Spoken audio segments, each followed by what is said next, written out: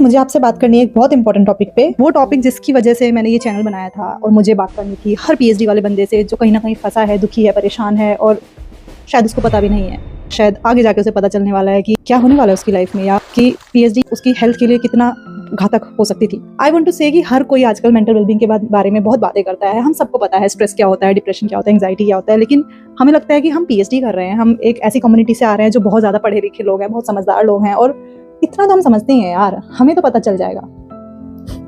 आपको नहीं पता चलेगा, आपको पता ही नहीं है।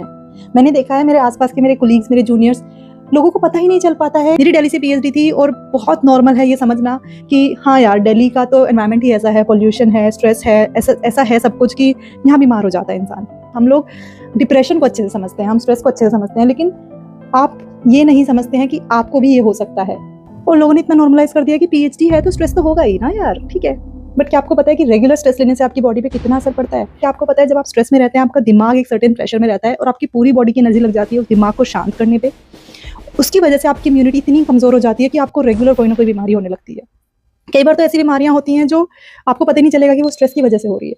मैं ये वीडियो क्यों बना रही हूँ, क्योंकि मैंने नोटिस करा है कि मेरे कोलीग्स, मेरे जूनियर्स, काफ़ी लोग हैं जो फील करते हैं कि यार हम थके रहते हैं, हमें नहीं पता बॉडी इतनी कमजोर हो गई है, शायद हमारी नींद पूरी नहीं हो रही, शायद हम काम के प्रेशर में रहते हैं, हाँ रूटीन अच्छा नहीं है, हम हेल्दी नहीं खा पा रहे हैं, कुछ भी नहीं कर पा रहे हैं। ऑब्वियसली ये रीजंस हैं, और यही एक सबसे बड़ा रीज़न है कि आपकी लाइफस्टाइल ख़राब हो जाती है।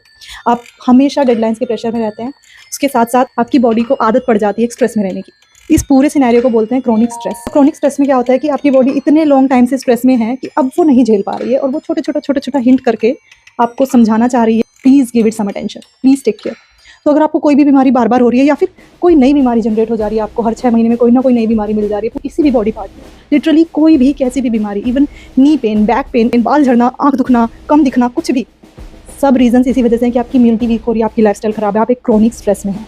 अपने बॉडी के हिंट्स को सीरियसली लें और देखें, एटलीस्ट एक्नॉलेज करें कि आप किसी परेशानी में हैं, माना कि आप डिप्रेशन में नहीं हैं। और इतना बड़ा टैबू हो गया ना हमारे देश में डिप्रेशन का, कि लोग फ्लेक्स समझते हैं इस चीज़ को कि मैं क्यों डिप्रेशन में होऊंगा। आप नहीं है डिप्रेशन में भाई, लेकिन आप एंग्जाइटी में हैं, आप स्ट्रेस में हैं। आपको पता है वो डिप्रेशन से भी ज़्यादा रिस्की होता है। I always say sit with yourself, acknowledge what is happening with your body and please take care. Because आपको एक डॉक्टर टाइटल मिल जाएगा, definitely you are future doctors, but अगर आपकी हेल्थ ही अच्छी नहीं रहेगी तो how will you enjoy your life.